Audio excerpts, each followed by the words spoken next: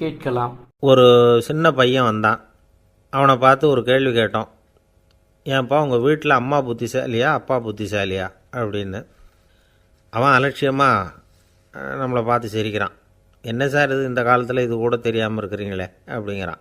ஒரு சின்ன பையன் நம்மளை பார்த்து இப்படி கேட்டு விட்டானே அப்படின்னு நினைக்கிறப்போ நமக்கு ஒரு மாதிரி ஆகிடும். அதுக்கப்புறம்தான் இந்த தாத்தா பாட்டிலாம் சொல்கிற ஒரு கதை ஞாபகத்துக்கு வந்தது. அது என்ன கதை தெரியுமா? ஒரு ஊரில் ஒரு அம்மாவும் பிள்ளையும் இருந்தாங்களாம். அந்த மகனுக்கு திடீர்னு தேசாந்திரம் போய் வரணும்னு ஆசை வந்துட்டுது. ஊராக போய் சுற்றி பார்க்கணுங்கிற ஆசை. அந்த அம்மாவுக்கு இது பிடிக்கல. மகனை பிரிஞ்சு இருக்கிறதுக்கு அவங்க மனசு இடம் கொடுக்கல. வேணாப்பான்னு சொல்லி பார்த்தாங்க, அவன் கேட்கல. திடீர்னு புறப்படவும் செஞ்சுட்டான். சரி, இனிமேல் அவனை தடுக்க முடியாதுன்னு முடிவு பண்ணிட்டாங்க அந்த அம்மா. இருந்தாலும் புத்திசாலித்தனமாக ஒரு யோசனை பண்ணாங்க. மகனை கிட்டத்தில் கூப்பிட்டாங்க. அவங்ககிட்ட சொன்னாங்க, இதை பாருப்பா, நீ தேசாந்திரம் போகிறதுன்னு தீர்மானம் பண்ணிவிட்ட, அதை நான் தடுக்கலை, போயிட்டு வந்துடும். ஆனால் போகிறதுக்கு முன்னாடி எனக்கு ஒரு வாக்குறுதி கொடுத்துட்டு போ அப்படின்னாங்க. போகிறப்போ ராத்திரியாக இருந்தாலும் பகலாக இருந்தாலும் சரி, புளிய மரத்து நிழலில் தான் தங்கணும். திரும்பி வர்றப்போ இரவும் பகலும் நீ வேப்ப மரத்து நிழல்லே தங்கணும் அப்படின்னாங்க. சரி, அப்படியே செய்கிறேன்னு சொல்லி வாக்குறுதி கொடுத்தான் பையன். புறப்பட்டு போனான்.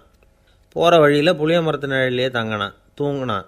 அப்படி போய்கிட்டே இருந்தான். 7ஆவது நாள் அவன் உடம்பு சுகமில்லாமல் போயிட்டுது. ரொம்பவும் பலவீனமாயிட்டான். இனிமேல் நடக்க முடியாதுங்கிற நிலைமை வந்துட்டுது. யோசித்து பார்த்தான். சரி, இதுக்கு மேலே போக வேண்டாம் அப்படின்னு முடிவு பண்ணிவிட்டு திரும்பி வர ஆரம்பிச்சிட்டான். திரும்பி வர்றப்போ வழியில் வேப்ப மரத்து நிழல்லையே தங்கி வந்தான். நாளுக்கு நாள் உடம்பு சரியாக வந்துட்டுது. 7ஆவது நாள் வீட்டுக்கு சேர்றான். உடம்பு பழையபடியே கலகலப்பாயிட்டுது. பூர்ண சுகம். தேசாந்திரம் போன பையன் திரும்பி வந்துட்டானே அப்படின்னு அந்த அம்மா ஆச்சரியப்படலை. ஏன்னா அவங்களுக்கு தெரியும் இப்படி ஆகும்னு. பையன் சீக்கிரமாக திரும்பி வரணுங்கிறதுக்காக தான் அவங்க அந்த யோசனையை சொன்னாங்க. என்ன விஷயங்கிறதையும் அவங்களே சொன்னாங்க. மகனே, புளிய மரத்து நிழல் உடம்புக்கு உஷ்ணத்தை கொடுக்கும், சீக்கம் உண்டாக்கும். அதனால் நீ தொடர்ந்து புளிய மரத்து நிழலில் தங்கினாவே நோய்க்கு ஆளாயிட்ட. அதனால் நல்ல பயணத்தை முடிச்சுக்கிட்டு திரும்பி வரணுங்கிற முடிவுக்கு வந்துட்ட. திரும்பி வர்றப்போ நீ தங்கினது வேப்ப மரத்து நிழல். அது உடம்புக்கு குளிர்ச்சியை தரக்கூடியது, நோயை தீர்க்கக்கூடியது. அதனால் சுகமாக வீட்டுக்கு சேர்ந்துட்ட. உன்னோட தேசாந்திர பயணத்தை தடுக்கிறதுக்காக தான் இப்படி பண்ணினேன் அப்படின்னாங்களாம் அந்த அம்மா. பார்த்தீங்களா அம்மாவோட புத்திசாலித்தனத்தை? அப்பாவாக இருந்தால் இப்படியா பண்ணுவார்? ஒரு அப்பா பையன்கிட்ட 10 ரூபா கொடுத்து, இதை எடுத்துக்கிட்டு அடுத்த ஊருக்கு போய் அங்கே இருக்கிற மாமா கிட்ட இதை கொடுத்துட்டு வாடா, வழியில் எங்கேயாவது மரத்தடியில் படுத்து தூங்கி விடாதே அப்படின்னு எச்சரிக்கை பண்ணி அனுப்புனாராம்.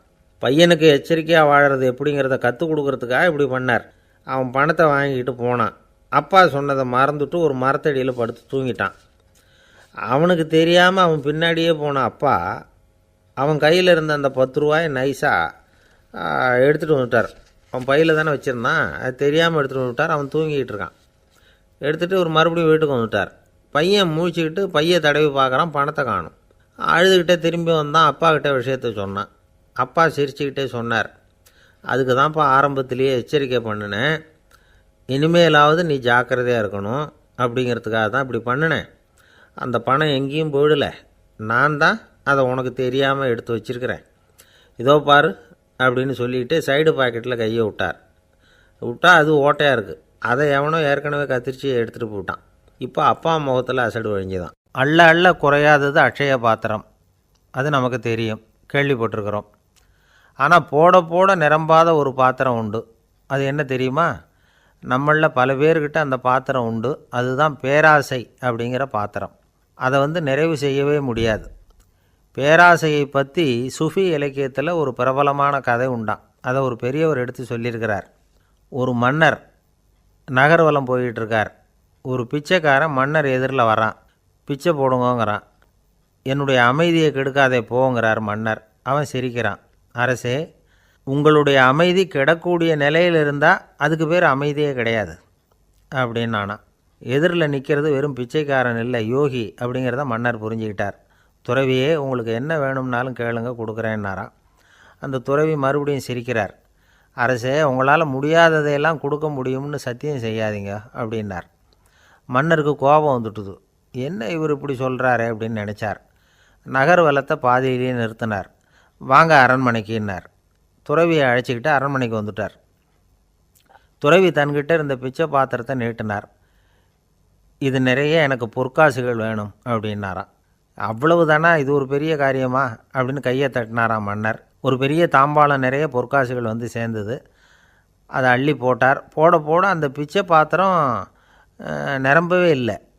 பொற்காசுகள் போட போட அவ்வளவையும் உள்ளே வாங்கிக்கிட்டே இருக்குது. அரசாங்க கஜானாவே காலி ஆகிட்டுது. மூட்டை மூட்டையாக பொற்காசுகளை கொட்டி பார்த்துட்டாங்க. அது முழுங்கிக்கிட்டே இருக்குது. கடைசி வரைக்கும் அந்த பிச்சை பாத்திரம் வந்து நிரம்பவே இல்லை. அரசர்கிட்ட இருந்த கர்வம் போயிட்டுது. அப்படியே பொத்துன்னு துறவி காலில் விழுந்தார். அப்போ அந்த துறவி சொன்னாராம், மன்னா, இந்த பிச்சை பாத்திரத்தை உங்களால் மட்டும் இல்லை, வேறு யாராலையும் நிரப்ப முடியாது. அதுக்கு என்ன காரணம்னா, இது வந்து சாதாரண பிச்சை பாத்திரம் இல்லை, பேராசைகளோடு வாழ்ந்து செத்துப்போன ஒரு மனிதனின் மண்டை ஓடுது அப்படின்னாராம். பாருங்கள், இதுதான் அந்த சுஃபி இலக்கிய கதை. செத்த பிறகும் நிறைவு இல்லைன்னா அது எப்பேற்பட்ட பேராசையாக இருக்கும்னு யோசித்து பார்த்துங்க. நம்மால் ஒருத்தர் கல்யாணம் பண்ணிக்க பொண்ணு பார்த்துக்கிட்டு இருந்தார். அழகு, அறிவு, படிப்பு எதுவும் தேவையில்லை, பணம் மட்டும் இருந்தால் போதும் அப்படின்னு பார்க்குறவங்ககிட்டெல்லாம் சொல்லி வச்சார். ரொம்ப நாளைக்கு அப்புறம் ஒரு பணக்காரர் கிடைச்சார். அவர் சொன்னார், இதை பாருங்கள், எனக்கு 20 வயசில் ஒரு மகள், அவளை நீங்கள் கல்யாணம் பண்ணிக்கிட்டால் 2 லட்சம் பணம் கொடுப்பேன். 25 வயசில் ஒரு பொண்ணு, அவளை கல்யாணம் பண்ணிக்கிட்டால் 2.5 லட்சம் தருவேன். 30 வயசில் ஒரு பொண்ணு இருக்கா, அவளை கல்யாணம் பண்ணிக்கிட்டால் 3 லட்சம் தருவேன். என்ன சொல்கிற அப்படின்னாராம். இவன் கொஞ்ச நேரம் யோசித்து பார்த்துருக்கான். அதுக்கப்புறம் மெதுவாக அவரை நிமிர்ந்து பார்த்து, ஏன் சார், உங்ககிட்ட 50 வயசில் ஏதாவது பொண்ணு இருக்கா அப்படின்னு கேட்டானாம்.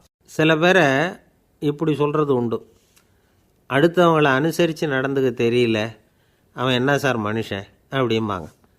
சக மனிதர்களோடு எப்படி பழகிறது அப்படின்னு தெரியாததுனாலேயே பல பேர் இன்றைக்கி சங்கடப்பட்டுக்கிட்டு இருக்கிறாங்க.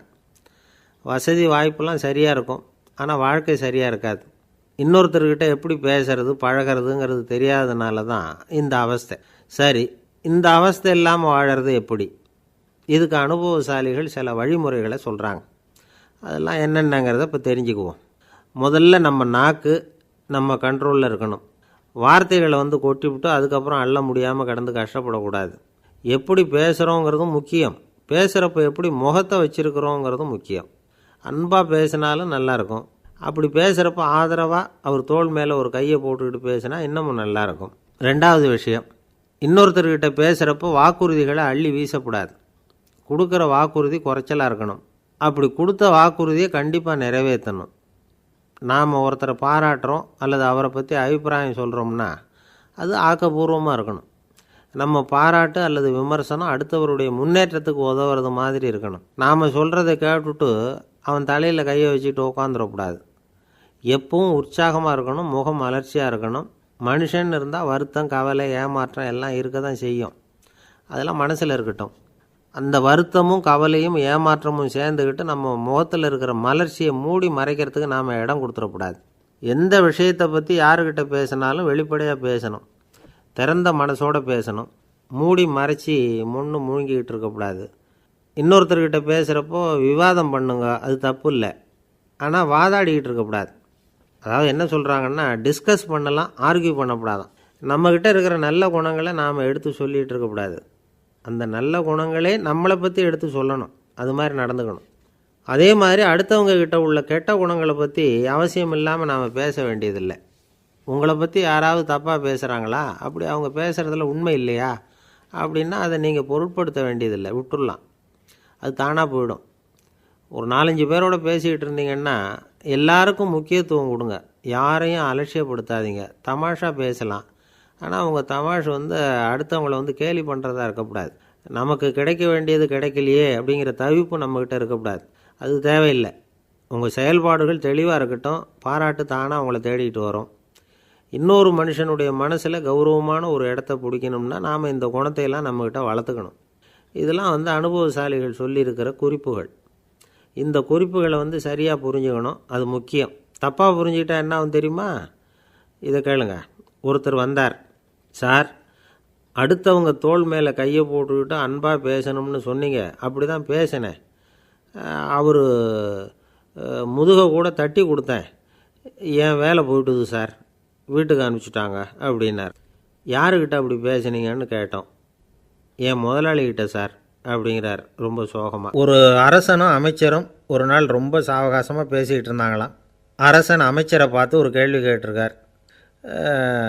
ஏங்க அமைச்சரே, ஆசை இல்லாத ஒரு மனுஷனால் இருக்க முடியுமா அப்படின்னு. ஏன் முடியாது, துறவி அப்படிங்கிறவங்கெல்லாம் அப்படிப்பட்டவங்க தானே அப்படின்னாராம் அமைச்சர். அவங்கெல்லாம் உண்மையிலேயே ஆசையை விட்டவங்க தானா அப்படின்னு கேட்டாராம் ராஜா. அப்படி தான் இருக்கணும் அப்படின்னாராம் அமைச்சர். அப்படின்னா ஆசையே இல்லாத ஒரு உண்மையான துறவியை நான் பார்க்கணுமேன்னார். அது என்ன பிரமாதம், அதுக்கு நான் ஏற்பாடு பண்ணுறேன் அப்படின்னு விட்டார் இவர். சொல்லிவிட்டு உடனே புறப்பட்டு போனார். அங்கே தேடினார். அப்புறம் தான் அவருக்கு புரிஞ்சுது உண்மை துறவியை கண்டுபிடிக்கிறது எவ்வளவு கஷ்டமான காரியம்னு. இருந்தாலும் ராஜா கிட்ட சொல்லியாச்சே உண்மை துறவியை காட்டுறேன்னு. இப்போ என்ன பண்ணுறது? ராஜா கிட்ட சொன்னபடி நடக்கலைன்னா அவருக்கு கோபம் வந்துடும். அமைச்சர் ஒரு யோசனை பண்ணார். அவருக்கு ஒரு வழி தெரிஞ்சுது. அதுதான் சரின்னு முடிவு பண்ணார். அதாவது அந்த ஊரில் அவருக்கு தெரிஞ்ச நாடக நடிகர் ஒருத்தர் இருக்கிறார், நல்லா நடிப்பார். அவரை போய் பார்த்தார். இதை பாருப்பா, எனக்காக நீ ஒரு காரியம் செய்யணும்னார். என்னன்னு கேட்டார் அவர். நீ ஒரு துறவி மாதிரி கொஞ்சம் நேரத்துக்கு நடிக்கணும். ராஜா உன்னை பார்த்துட்டு போகிற வரைக்கும் நடி, அது போதும். அதுக்காக உனக்கு 10,000 ரூபா தரேன் அப்படின்னார். அவர் எந்த காலத்தில் இவ்வளோ பணத்தை மொத்தமாக பார்த்துருக்கார். அதனால் உடனே சரின்னு ஒத்துக்கிட்டார். அமைச்சர் அரண்மனைக்கு திரும்பி வந்தார். என்ன அமைச்சரே, இன்னுமா ஒரு உண்மையான துறவி கிடைக்கலன்னார். உண்மையான துறவி ஒருத்தரை இப்போ தான் கொஞ்ச நேரத்துக்கு முன்னாடி பார்த்து பேசிவிட்டு வர்றேன்.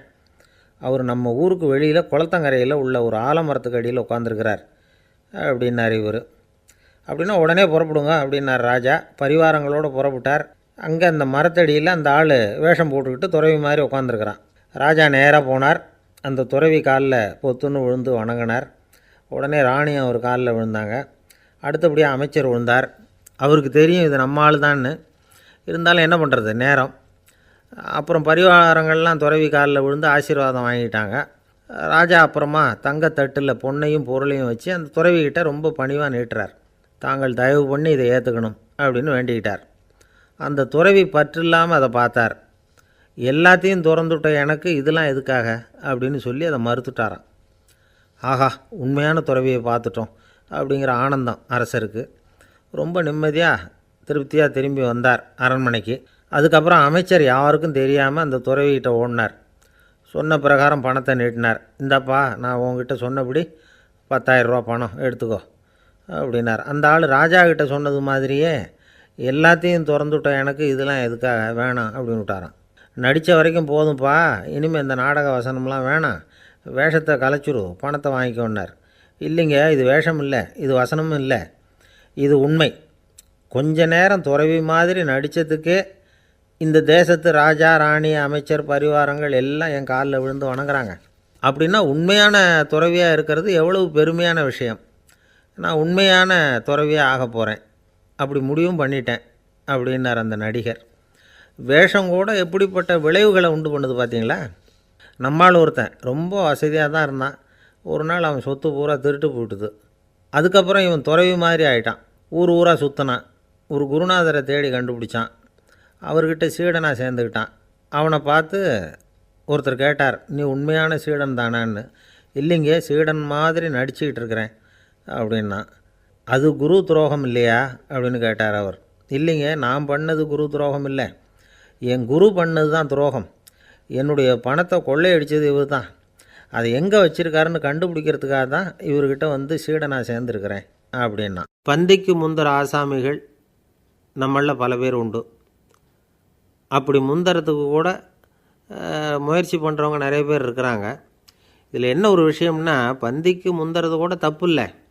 ஆனால் அப்படி ஒரு விருந்தில் ஆளாக போய் உட்காந்து சாப்பிட்டா கூட வெளியில் வர்றப்ப என்ன பெரிய விருந்து வச்சுட்டான், சாம்பாரில் உப்பு இல்லை, ரசத்தில் காரம் இல்லை அப்படின்னு குறை சொல்லிகிட்டே வர்றது இருக்குது பாருங்கள். அது சரியில்லை, நாகரிகமும் இல்லை.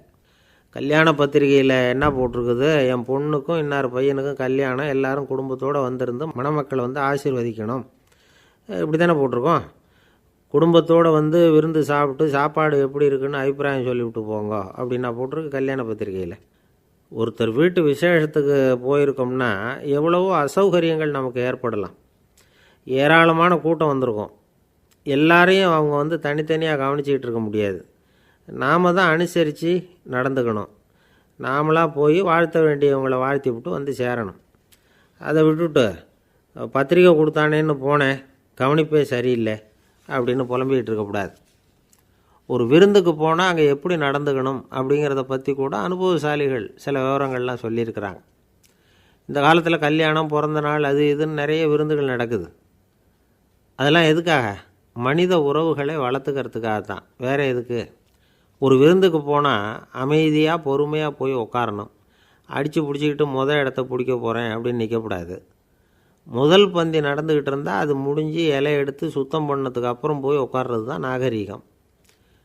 இலை எடுக்கிறதுக்கு முன்னாடி அங்கே போய் உட்காந்தா நல்லா இருக்காது. நீங்கள் சாப்பிட்டுட்டு உட்காந்துருக்கீங்களா, சாப்பிட்றதுக்கு உட்காந்துருக்கீங்களா, பார்க்குறவங்களுக்கு சந்தேகம் வந்துடும்.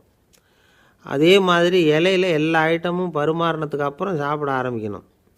ஒவ்வொரு ஐட்டமாக வைக்க வைக்க நாம் பாட்டுக்கு எடுத்து உள்ளே தள்ளிகிட்டே இருந்தோம்னா எதை வச்சோம் எதை வைக்கலன்னு பரிமாறினவரே குழம்பி போயிடுவார். ஏன்னா எப்போ பார்த்தாலும் இலை காலியாகவே இருக்கும். சாப்பிட்றப்போ உங்கள் சாப்பாட்டையே நீங்கள் கவனிக்கணும். அடுத்தவங்க இலையில் என்ன இருக்குது, பக்கத்தில் இருக்கிறவர் எதை அதிகமாக சாப்பிட்றார், இதெல்லாம் நமக்கு என்னத்துக்கு? எல்லோரும் சாப்பிட்டு முடிக்கிற வரைக்கும் பொறுமையாக இருக்கிறது தான் நல்லது. நீங்கள் மட்டும் திடீர்னு பாதியில் எழுந்திரிச்சு பக்கத்தில் இருக்கிறவங்களுக்கு சங்கடமாக இருக்குமேங்கிறதெல்லாம் யோசிக்காமல் நீங்கள் பாட்டு எழுந்திரிச்சு போகக்கூடாது. பக்கத்தில் உள்ளவங்க உங்களை எழுந்திரிக்க சொன்னால் எழுந்திரிச்சு போகலாம். விருந்துகளில் சாப்பாட்டை வீணாக்கிறதே ஒரு நாகரிகமாக போட்டுது. இந்த காலத்தில் சாப்பாட்டுக்கே கஷ்டப்பட்டுக்கிட்டு பல பேர் இந்த உலகத்தில் இருக்கிறப்போ சாப்பாட்டை வீணாக்கிறது எவ்வளோ பெரிய மோசங்கிறத நினச்சி பார்க்கணும். வேணுங்கிற அளவுக்கு கேட்டு வாங்கி சாப்பிட்றது தான் முறை. விருந்தில் இந்த பஃபே அப்படின்னு சொல்லி ஒரு முறை சொல்கிறாங்கல்ல, அதாவது உணவு வகைகளையெல்லாம் பொதுவாக ஒரு இடத்துல வச்சுடுறது, நமக்கு தேவையானதை நாமே எடுத்து ஒரு தட்டில் போட்டுக்கிட்டு சாப்பிட வேண்டியது. இதில் கூட சில பேர் தேவைக்கு அதிகமாக எடுத்து போட்டுக்கிட்டு வீணாக்குறாங்க. சில சமயம் வந்து கடைசியாக சாப்பிட போகிறவங்களுக்கு எல்லா ஐட்டமும் கிடைக்காம போகலாம். அதை போய் பெருசு பண்ணிகிட்டு இருக்கக்கூடாது.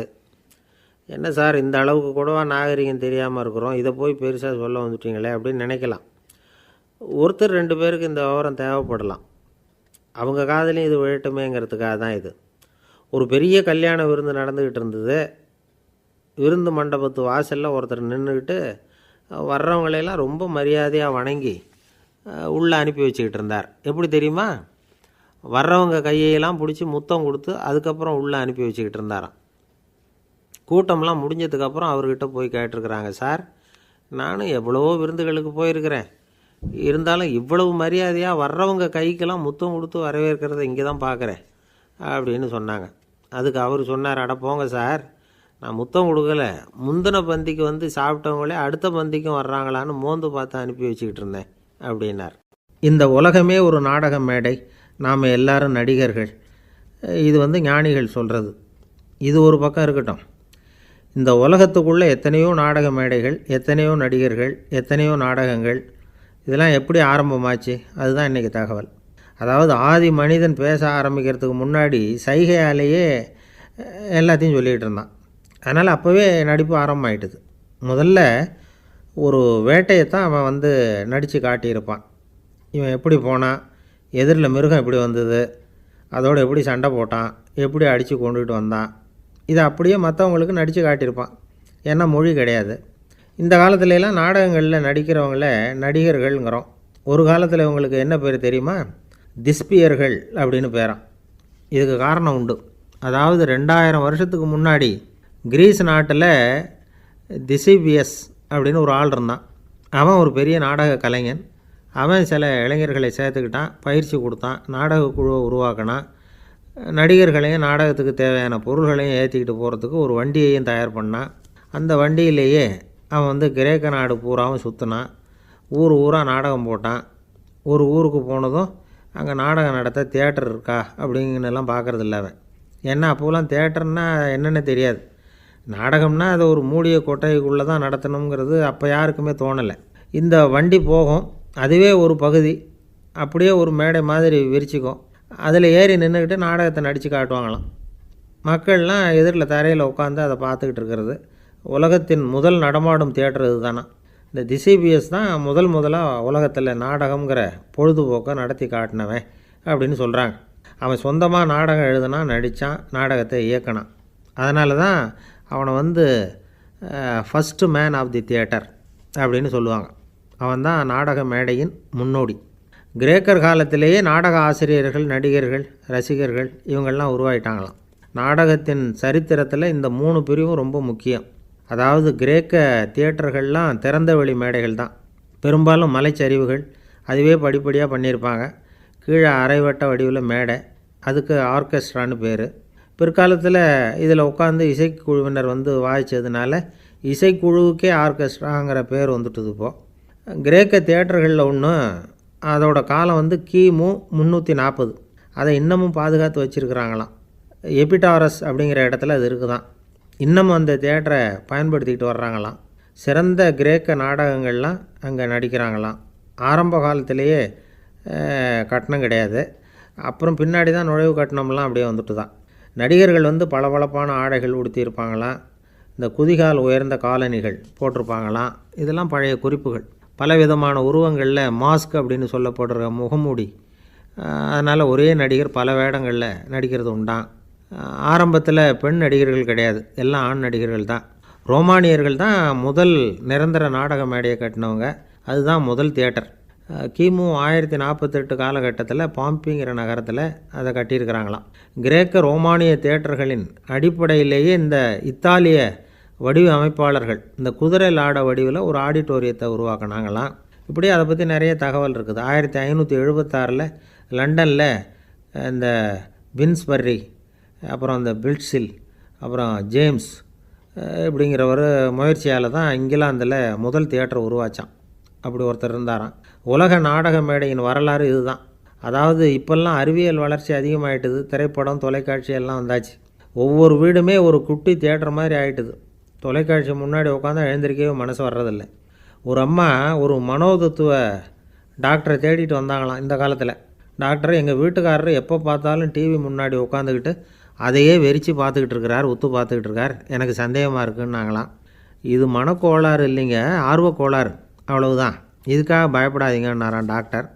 அப்படி இல்லை டாக்டர், டிவி ஓடும் பொழுது நாம் எல்லாம் அதை பார்க்குறோம் சரி, ஆனால் அவர் அப்படி இல்லை, டிவியை நிறுத்தினதுக்கு அப்புறமும் அதையே உத்து பார்த்துக்கிட்டு உட்காந்துருக்கிறார், அதனால தான் சந்தேகப்பட்டு உங்ககிட்ட வந்தேன் அப்படின்னாங்களாம். ஒருத்தர் ரொம்ப அவசரமாக வந்தார். சார், மனுஷன் நிம்மதியாக இருக்கிறதுக்கு என்ன வழின்னு கேட்டார். சீக்கிரமாக ஒரு கல்யாணத்தை பண்ணிங்க, எல்லாம் சரியாக போடும் அப்படின்னோம். அவர் ஒரு மாதிரியாக பார்த்தார். ஏற்கனவே எனக்கு கல்யாணம் ஆகிட்டுது சார், அதனால தானே நிம்மதியாக இருக்கிறதுக்கு வழி கேட்குறேன் அப்படின்னார். சரி, இவர் ஒரு மாதிரியான கேஸ் அப்படின்னு நினச்சிக்கிட்டு நம்மக்கிட்ட இருந்த ஒரு சின்ன புத்தகத்தை அவர்கிட்ட தூக்கி கொடுத்தோம்.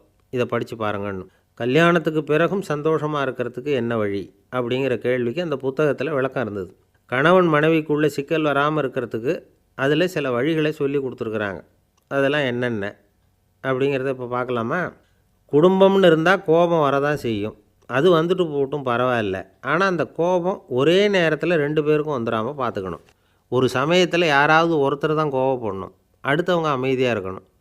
அதுக்கப்புறம் இவர் அமைதியான உடனே அவங்க ஆரம்பிச்சிக்கலாம். கோபமாக ஏதாவது சொன்னால் உடனே கோபமாக பதில் சொல்லக்கூடாது. கொஞ்சம் பொறுத்து கோபம் தீர்ந்த உடனே அந்த பதிலை சொல்லலாம். அப்போ பதில் கோபமாக இருந்தால் கூட அது அவ்வளோ பெருசாக தெரியாது. அற்ப விஷயத்துக்கெல்லாம் காய்ச்சி மூச்சுன்னு கத்திக்கிட்டு இருக்கக்கூடாது. உங்கள் 2 பேருக்குள்ளே ஒரு தர்க்கம் ஆரம்பமாயிட்டுதுன்னு வச்சுக்கோங்க. கடுமையாக 2 பேரும் விவாதம் பண்ணுறீங்க. உங்களில் ஒருத்தர் இதில் ஜெயிக்கணும்னா அது நீங்களாக இருக்க வேணாம், அடுத்தவங்க ஜெயிக்கிறதுக்கு நீங்கள் துணையாக இருங்களேன். அப்படின்னா நீங்கள் கொஞ்சம் விட்டு கொடுக்கணும், அவ்வளவுதான். ஏதாவது குத்தம் சொல்லணுமா, செஞ்ச தப்பை சுட்டி காட்டணுமா, விமர்சனம் பண்ணணுமா, பண்ணுங்க, வேணான்னு சொல்லலை. ஆனால் சொன்னதை அப்படி சொல்கிறத கொஞ்சம் அன்பாக இதமாக சொல்லுங்கள்.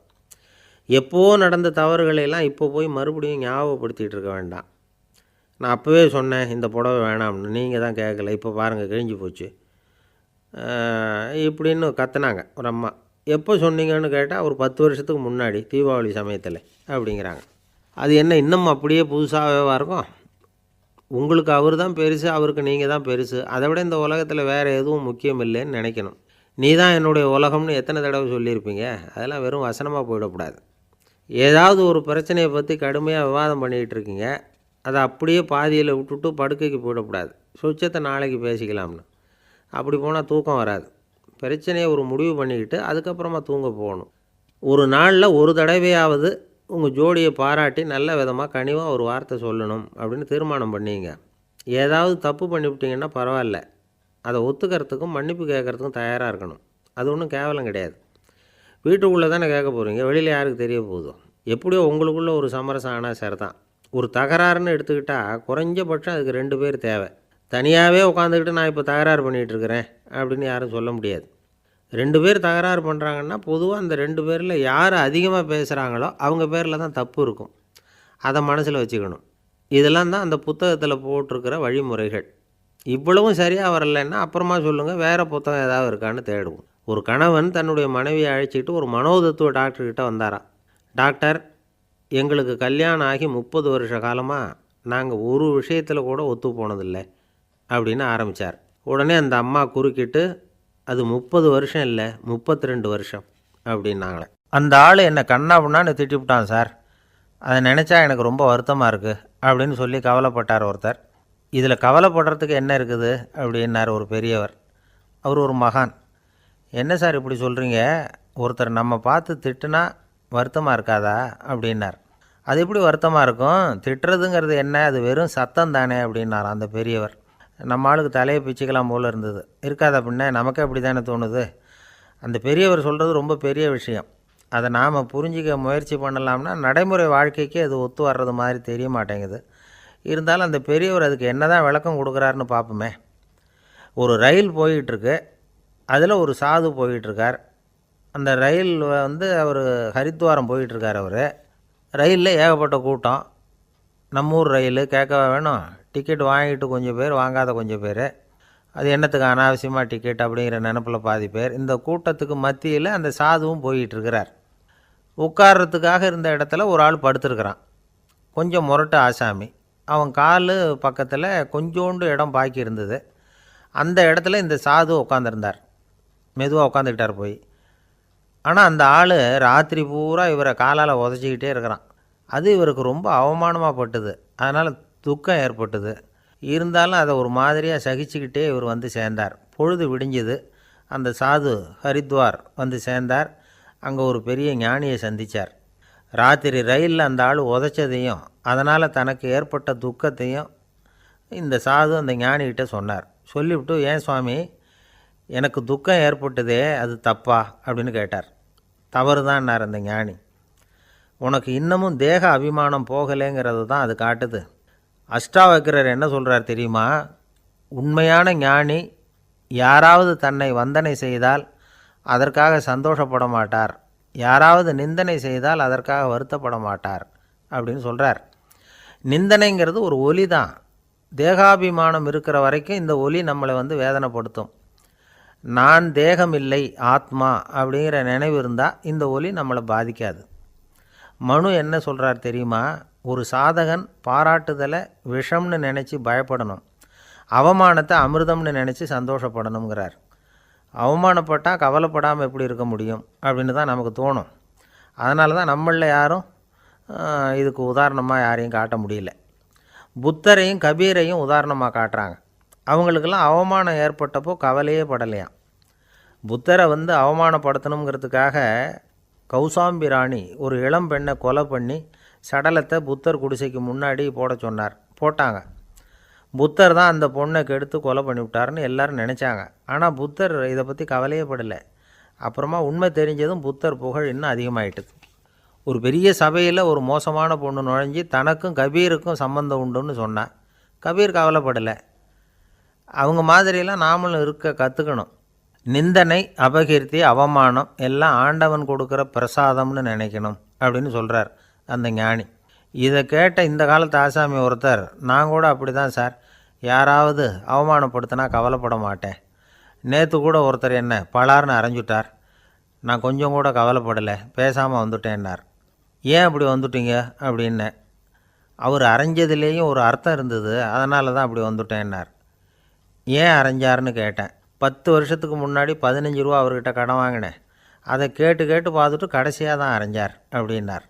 ஆண்டவனுடைய பிரசாதம் இவருக்கு அடிக்கடி கிடைக்கும் போல இருக்கு. ஒருத்தர் இருக்கார், நல்ல உத்தியோகத்தில் தான் இருக்கிறார், ஆனால் எப்போ பார்த்தாலும் முகத்தை வெறுப்பாக வச்சுருப்பார். அப்படியே வருவார் போவார். ஏன் சார் இப்படி இருக்கிறீங்க அப்படின்னு விசாரித்தோம். ஏன்டா இந்த வேலைக்கு வந்தோம்னு இருக்குது சார் அப்படின்னார். உங்கள் வேலை உங்களுக்கு பிடிக்கலையா அப்படின்னு கேட்டோம். இல்லைன்னார். இப்படிப்பட்டவங்க வெற்றிகரமான வாழ்க்கை வாழ முடியாது. இது நிபுணர்கள் கருத்து. வேலையை நேசிக்க தெரிந்தவர்கள் வெற்றி பெறுவார்கள் அப்படிங்கிறாங்க அவங்க. எந்த துறையாக இருந்தாலும் சரி, அந்த துறையில் வெற்றிகரமாக இருக்கிறவங்கள விசாரித்து பாருங்கள். எனக்கு என்னுடைய வேலை ரொம்ப பிடிக்கும் அப்படின்னு சொல்கிறவங்களாக தான் இருப்பாங்க. அப்படி இருந்தால் தான் அது வெற்றிகரமாக இருக்க முடியுது அவங்களால. ஒருத்தனுக்கு பிடித்தமான பொழுதுபோக்கே அவனுடைய தொழிலாக இருந்துட்டுதுன்னா அவனை மாதிரி கொடுத்து வச்சவன் வேறு யாரும் இல்லை அப்படிங்கிறார் பெர்னாட் ஷா.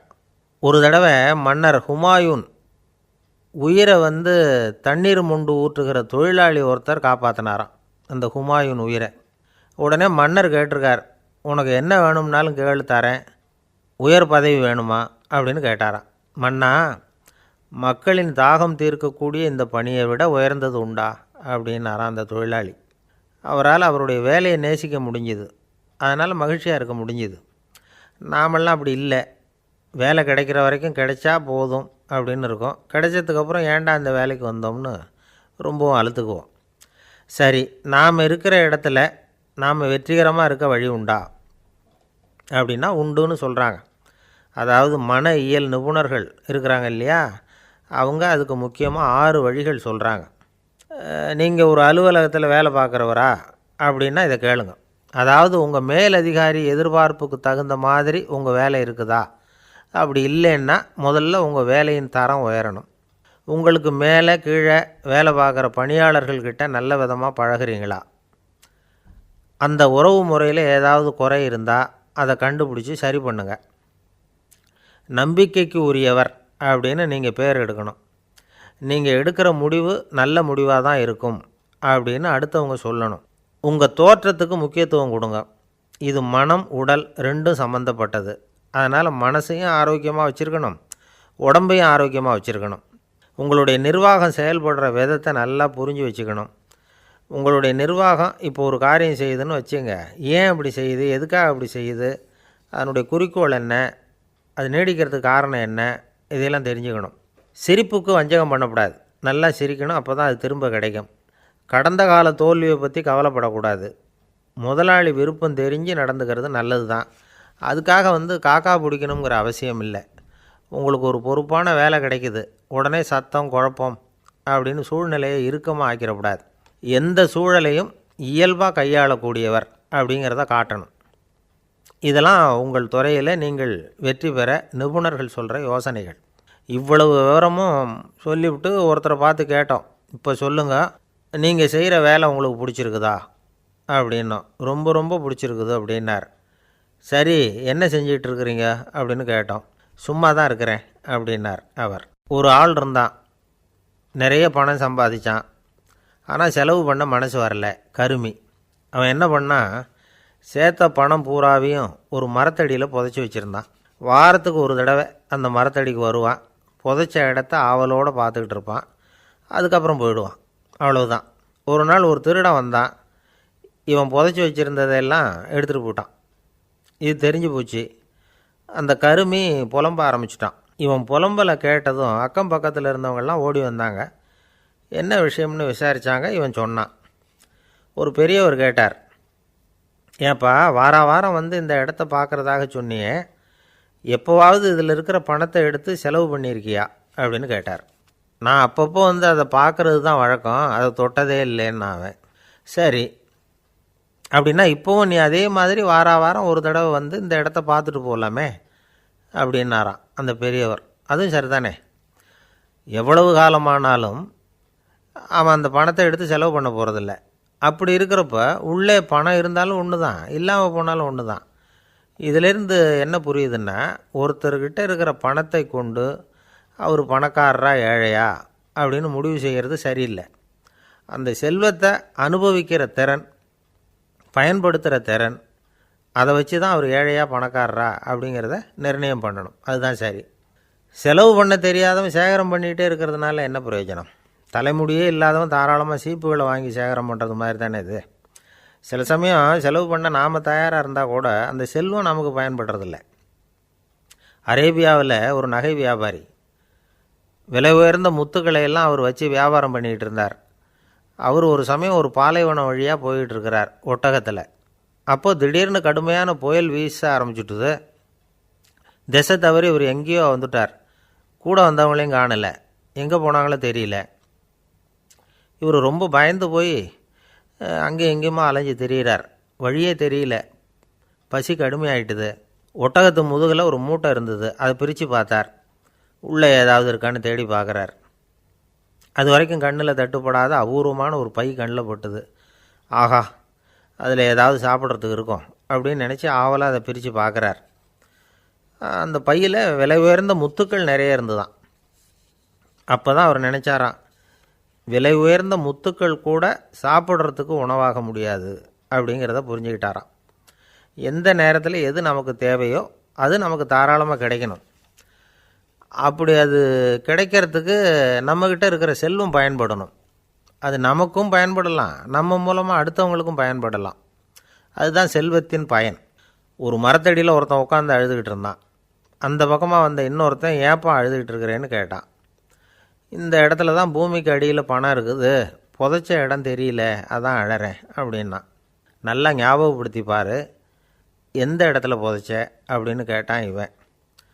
அது எப்படி எனக்கு தெரியும், புதைச்சி வச்சிருக்கிறவன் நான் இல்லையே, எங்கள் எதிர்த்த வீட்டுக்காரன் அப்படின்னானா இவன். அம்மாக்காரங்களுக்கு அடிக்கடி ஏற்படுற கவலை ஒன்று உண்டு. அதாவது குழந்தை சரியாக சாப்பிட மாட்டேங்குதே அப்படிங்கிற கவலை. இவங்கெல்லாம் ஒரு விஷயத்தை நல்லா புரிஞ்சுக்கணும். குழந்தைகள்ங்கிறவங்க பெரியவங்க மாதிரி இல்லை. அவங்க கடிகாரத்தில் மணியை பார்த்துட்டு சாப்பிட்றதுக்கு உட்கார்ற ரகம் கிடையாது. பசிச்சா சாப்பிடுவாங்க, இல்லைன்னா விளையாடுவாங்க அல்லது தூங்குவாங்க. அது புரியாமல் அவங்கள கட்டாயப்படுத்தி அல்லது மிரட்டி சாப்பிட வைக்கிறது ரொம்ப தப்பு. ஒரு 8 மாத குழந்தைக்கு 3 மணி நேரத்துக்கு ஒரு தடவை பசிக்கும். அந்த நேரம் பார்த்து சாப்பாடு கொடுத்தா அடம் பண்ணாமல் அது பாட்டுக்கு சாப்பிட்றோம். அதே குழந்தைக்கு 1 வயசு ஆகிறப்போ 4 மணி நேரத்துக்கு ஒரு தடவை பசிக்கும். இந்த வயசில் இயற்கையாகவே பசி குறைஞ்சிருக்கும். அது புரியாமல் என் குழந்தை முன்னாடி மாதிரி இப்போ சரியாக சாப்பிட மாட்டேங்கிறான் அப்படின்னு சில பேர் டாக்டர்கிட்ட போய் சொல்லிக்கிட்டு இருப்பாங்க. இன்னொரு விஷயம், ஒரு குழந்தைக்கு வயசு அதிகமாகிற வேகத்துக்கு உடம்பு எடையும் அதிகமாகிக்கிட்டே போகாது. உடம்பு எடை அதிகமாகிற வேகம் குறைஞ்சிக்கிட்டே வரும். 6 மாத குழந்தைக்கு ஒரு வாரத்தில் 150 கிராம் எடை கூடும். ஒரு வயசில் வாரத்துக்கு 71 கிராம் எடை கூடும். இது புரியாமல் அதிகமாக சாப்பாட்டை கொடுத்து குழந்தைய கஷ்டப்படுத்தக்கூடாது. ஏன்னா அளவுக்கு மீறின உணவு அஜீரணத்தை உண்டு பண்ணிவிடும். குழந்தைக்கு ஒரு தட்டில் கொஞ்சமாக ஆகாரத்தை வச்சு கொண்டுகிட்டு போய் கொடுக்கணும். மலை மாதிரி குவிச்சு வச்சா அதை பார்த்ததுமே பசி அடங்கி போயிடும். அடித்து மிரட்டி பயமுறுத்தி குழந்தைய சாப்பிட வைக்கிற பழக்கம் இருக்குது பாருங்கள், அதுக்கு ஃபுட் ஃபோர்ஸிங் அப்படின்னு பேர். இப்படி பண்ணினா குழந்தைக்கு சாப்பாட்டில் விருப்பம் குறைஞ்சிரும், அதை கண்டாவே வெறுக்க ஆரம்பிச்சிடும். அது மாதிரி உளம் சார்ந்த பசி குறைவு, சைக்கோஜெனிக் அனோரெக்சியா, அது ஏற்படுமா. சாப்பாடுங்கிறதே ஒரு தண்டனை மாதிரி தோணும். குழந்தைகளுக்கு பிடிச்ச மாதிரியான ஆகாரத்தை கொடுக்கணும். சத்து அதிகம் இருக்குங்கிறதுக்காக அதுக்கு பிடிக்காத ஆகாரத்தை கொடுத்து கட்டாயப்படுத்தக்கூடாது. குழந்தைகளுக்கு 2 வயசு ஆகிறப்போ இயற்கையாகவே எதிர்மறை குணம் உண்டாகும். அதாவது அந்த எதிர்மறையாக பேசுகிறது. இது மாதிரி சமயங்களில் நாம் என்ன சொல்கிறோமோ அதுக்கு நேர்மாறாக நடந்துக்கும். ஏட்டிக்கு போட்டி. சாப்பிட சொன்னால் விளையாட போகும், விளையாட சொன்னால் சாப்பாடு கேட்கும். இதை புரிஞ்சுக்கிட்டு நடந்துக்கணும். குழந்தை சொன்ன பேச்சை கேட்கலேன்னு கோவப்படக்கூடாது. குழந்தை வளர வளர பிடிவாத குணம் வர்றது சகஜம். கேட்டதை வாங்கி கொடுத்தா தான் சாப்பிடுவேன் அப்படின்னு பிடிவாதம் பண்ணும். வாங்கி கொடுத்துடுறது தான் உத்தமம். நீங்களும் அதுக்கிட்ட பிடிவாதம் பண்ணிகிட்டு இருக்கக்கூடாது. ஏன்னா கேட்டது கிடைக்கலையேங்கிற ஏமாற்றம் கூட குழந்தையோட பசியை குறைச்சிரும். கேட்டது கிடைச்சிட்டா பசி அதிகமாகும். கொடுத்ததை மலமலன்னு சாப்பிட்றோம். குழந்தைகளுக்கு கண்ட நேரத்தில் சாப்பிட்றதுக்கு எதையாவது வாங்கி கொடுத்துக்கிட்டு இருந்தால் சாப்பாட்டு நேரத்தில் சாப்பிடாமல் அடம் பண்ண ஆரம்பிச்சிடும். பள்ளிக்கூடம் போகிற பிள்ளைங்க காலை உணவை சரியாக சாப்பிட மாட்டாங்க. அச்சம், அவசரம், பரபரப்பு இதெல்லாம் தான் காரணம். பள்ளிக்கு புறப்படுறதுக்கு ஒரு 3/4 மணி நேரத்துக்கு முன்னாடியே சாப்பாடு போட்டுருங்க, அது சரியாக போடும். படிக்கிற குழந்தைகள் உடல் சோர்வு, மனச்சோர்வு இது காரணமாக கூட சாப்பிட மறுக்கிறது உண்டு. இப்போ உதாரணமாக சாயந்தரம் விளையாடி விட்டு வீட்டுக்கு வந்ததும் சாப்பிட சொன்னால் வேணாம்பாங்க. இது உடல் சோர்வு. ரொம்ப நேரம் வீட்டு பாடங்களை செஞ்சு முடித்த கையோடு சாப்பிட சொன்னாலும் அவங்களால சரியாக சாப்பிட முடியாது. இது உளச்சோர்வு, அதாவது மனச்சோர்வு. இதை தவிர குழந்தைகளுக்கு உடல்நலக் குறைவு ஏற்பட்டால் கூட சாப்பிட மறுக்கிறது உண்டு. சில மருந்து மாத்திரைகள் கூட பசியை குறைச்சிரும். அதனால் சரியாக தெரிஞ்சுக்கிட்டு குழந்தைகளை சாப்பிட வைக்கணும். அது புரியாமல் கையில் சாப்பாட்டு தட்டை வச்சுக்கிட்டு குழந்தைகளை விரட்டிக்கிட்டு அலையக்கூடாது. ஒரு சின்ன பையன் சொன்னான், எங்கள் அம்மா சாப்பாடு போடுறது தெரிஞ்சால் நான் உடனே வீட்டை விட்டு வெளியில் ஓடி போடுவேன் அப்படின்னா. ஏன் அப்படி பண்ணுறேன்னு கேட்டோம். எங்கள் அப்பா கூட அது மாதிரி தான் சார் பண்ணுவார் அப்படிங்கிறான்.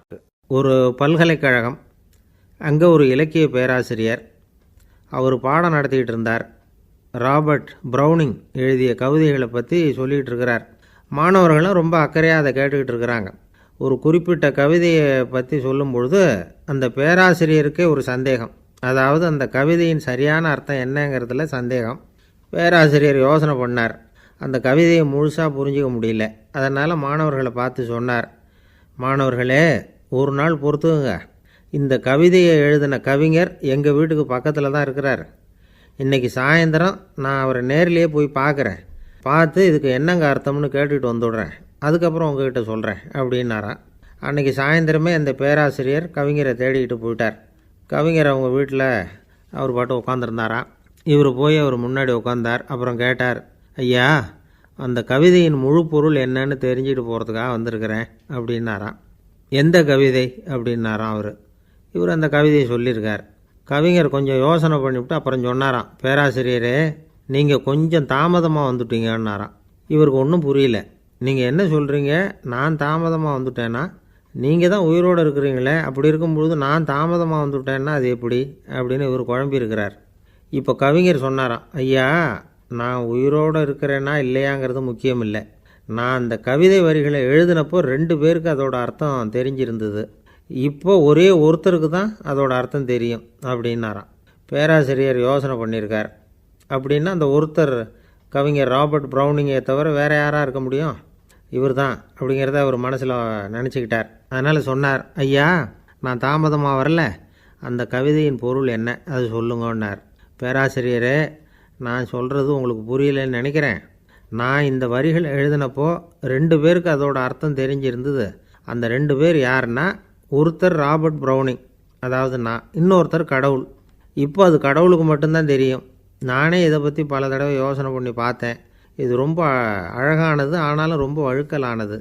அதை பிடிச்சிட்டோம்னு நினச்சிக்கிட்டு இருக்கும் பொழுதே காற்று மாதிரி அது உங்ககிட்ட இருந்து ஓடி போயிடுது.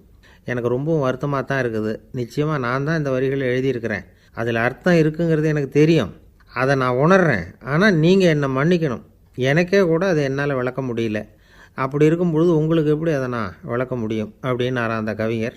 அனுபவிக்கப்படக்கூடிய எல்லாமே விளக்கப்படக்கூடிய ஒன்றல்ல, விளக்கப்படும் எல்லாமே அனுபவிக்கப்படக்கூடிய ஒன்றல்ல அப்படிங்கிறது ஞானிகளுடைய கருத்து. அதுக்காக தான் அந்த சம்பவம். வாழ்க்கையில் நீங்கள் தொடர்ந்து ஆய்வு செய்து கொண்டே இருக்கக்கூடிய விளக்கங்களை ஒருபோதும் அடைய முடியாத பரிமாணங்கள் இருக்கிறதுனால தான் அது அலுப்பு தட்டாமல் இருக்குது. உங்களால் நிறைய அனுபவிக்க முடியும்.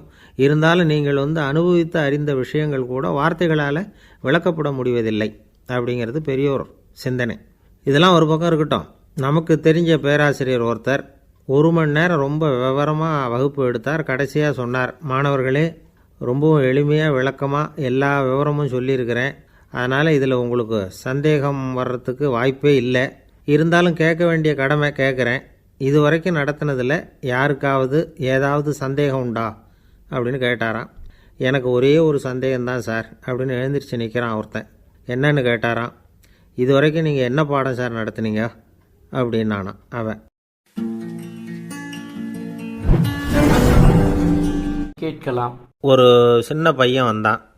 அவனை பார்த்து ஒரு கேள்வி கேட்டோம். ஏன்ப்பா உங்கள் வீட்டில் அம்மா புத்திசாலியா அப்பா புத்திசாலியா அப்படின்னு.